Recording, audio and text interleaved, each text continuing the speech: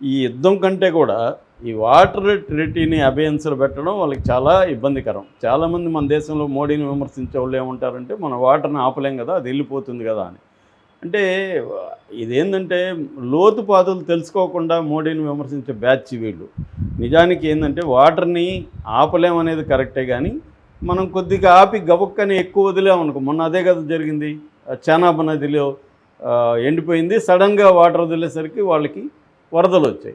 వరదలు చేయగలం, క్రియేట్ చేయగలం.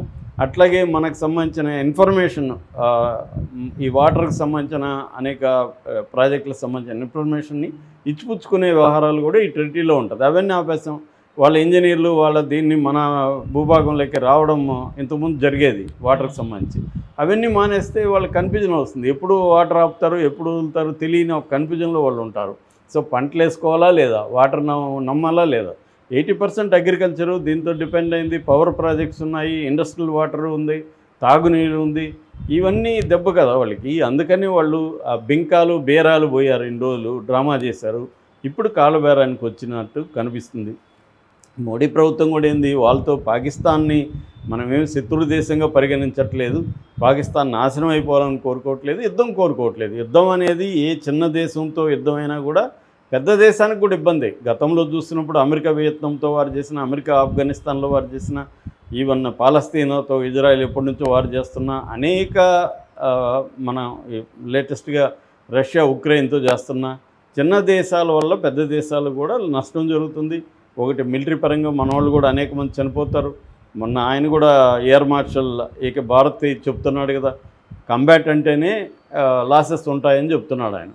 కాబట్టి దాని తర్వాత ఎకనామిక్గా పాకిస్తాన్ ఆల్రెడీ దివాలా తీసిన దేశం. అది ఐఎంఎఫ్ బెయిలౌట్ల మీద బతుకుతున్నారు. ఆల్రెడీ 25వ బెయిలౌట్ వచ్చింది. ఐఎంఎఫ్ 24 అయిపోయింది, 25 ఇచ్చింది, $1 బిలియన్. వాళ్ళు అప్పటికప్పుడు ఆ ఊపిరి నిలుపుకోవడానికి బెయిలౌట్లు సరిపోతుంది. ఆ దేశంతో మనకి ఎందుకు కాంపిటీషన్? మనం 4th ప్లేస్లో ఉన్నాం ఎకనామీలో, 3rd ప్లేస్కి వెళ్ళే అవకాశం ఉంది. గ్లోబల్ లెవెల్లో ఇవాళ ఇండియా బ్రహ్మాండంగా ఉంది అనేక ఫ్రంట్లలో. సో మనం పాకిస్తాన్తో కంపీట్ చేసుకొని పాకిస్తాన్తో యుద్ధం అని చెప్పి వాళ్ళకేముంది, మన దేశాన్ని ప్రోగ్రెస్ని ఆపడానికి కూడా వాళ్ళు యుద్ధం కవ్వింపు చేయొచ్చు. సో మనం ఆ ట్రాప్లో పడకూడదు. సో ఇది మోడీ ప్రభుత్వానికి క్లారిటీ ఉంది, క్లియర్గా ఉంది. మోడీ ప్రభుత్వం యుద్ధం కోరుకోవట్లేదు. ముందు నుంచి కూడా అదే చెప్తుంది, మేము యుద్ధం కోరుకోవట్లేదు. కానీ మీరు వచ్చి మా దేశంలో మా పౌరులను చంపుతుంటే మేము ఊరుకోవడం, మీ టెర్రరిస్ట్ యాక్టివిటీల మీద వాళ్ళ క్యాంపుల మీద అటాక్ చేస్తాం, దానికి మీరు ప్రస్పందనగా మా దేశం మీద అటాక్ చేస్తే మేము రిటాలియేట్. ఇది క్లియర్ స్టాండ్. మోడీ ప్రభుత్వం పాకిస్తాన్ని ఓడించాలనో యుద్ధం చేయాలనో ఏమీ లేదు. సో ఈ స్టాండ్ క్లియర్గా ఉంది కాబట్టి పాకిస్తాన్కి ఇప్పుడు అర్థమైంది, దీనివల్ల మనకే నష్టం. అక్కడ మిలిటరీలో తిరుగుబాట్లు ఉన్నాయి, ప్రజల్లో వ్యతిరేకత ఉంది. ఆల్రెడీ ప్రతిపక్ష నాయకుడు, పాపులర్ ప్రతిపక్ష నాయకుడు ఇమ్రాన్ ఖాన్ని జైల్లో పెట్టున్నారు. ఇటువంటి ఒక కండిషన్లో పాకిస్తాన్ ఇప్పుడు కాళ్ళబేరానికి వచ్చి మోడీని రిక్వెస్ట్ చేస్తుంది. 99 లాహోరు అగ్రిమెంటు చేసుకున్నాం కదా అప్పుడు మన వాజ్పేయి ఆధ్వర్యంలో. అలాగే ఇప్పుడు కూడా శాంతి చర్చల అవసరం ఉంది, మేము రెడీగా ఉన్నాము అని పాకిస్తాన్ చెప్పింది.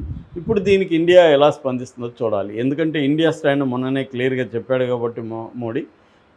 అక్కడ పాకిస్తాన్ ఒక కండిషన్ ఏం పెడుతుందంటే, యునైటెడ్ నేషన్స్ సెక్యూరిటీ కౌన్సిల్ ఆధ్వర్యంలో జరగాలి చర్చలు ఉంటుంది. కానీ ఇండియా క్లియర్గా ఏం చెప్తుంది, 1972 ఇందిరాగాంధీకి జుల్ఫికర్ అలో భుట్టోకి మధ్య జరిగిన సిమ్లా అగ్రిమెంట్ ఏదైతే ఉందో, ఆ సిమ్లా అగ్రిమెంట్ ప్రకారం థర్డ్ పార్టీ ఇంటర్వెన్షన్ అనేది అలో చేయరు. థర్డ్ పార్టీ అంటే అది ఐక్యరాజ్య సమితి కావచ్చు, అమెరికా కావచ్చు, ఇంకొక దేశం కావచ్చు, వేరే దేశాలు మన మధ్య రాకూడదు, మనం ఇద్దరమే చర్చలు చేసుకోవాలనేది సిమ్లా అగ్రిమెంట్. దాని ప్రకారం మోడీ ఏమంటాడంటే, వేరే దేశాలతో అనవసరం, మన ఇద్దరే కూర్చుందాం చర్చలకి, కానీ ఈ 2 విషయాలే అజెండాలో ఉండాలి, ఇంకా వేరే మేము చర్చకి రామని చెప్తున్నారు. దానికి పాకిస్తాన్ ఇంకొక కొన్ని రోజుల్లో దానికి కూడా ఒప్పుకొని మూసుకొని చర్చలకు వచ్చే అవకాశం అయితే కనిపిస్తూ ఉంది. ఎందుకంటే మన సైన్యం మోహరించుంది, మన ట్రెటీ అబేయన్స్లో ఉంది, వాళ్ళ మీద ఎకనామిక్ శాంక్షన్స్ ఉన్నాయి, ట్రేడ్ ఆగిపోయింది.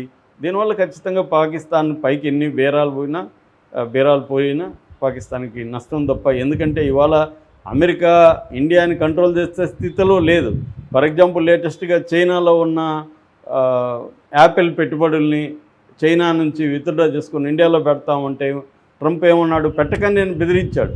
కానీ వాళ్ళు వినట్లేదు, చేసుకుంటున్నారు ఒప్పందాలు, మనతో ఆల్రెడీ జరుగుతున్నాయి. కాబట్టి ట్రంప్ అనుకోవచ్చు నేనేదో ప్రపంచాన్ని కంట్రోల్ చేస్తాను, ఇవాళ కంట్రోల్ చేసే పరిస్థితి లేదు. అమెరికా బలహీన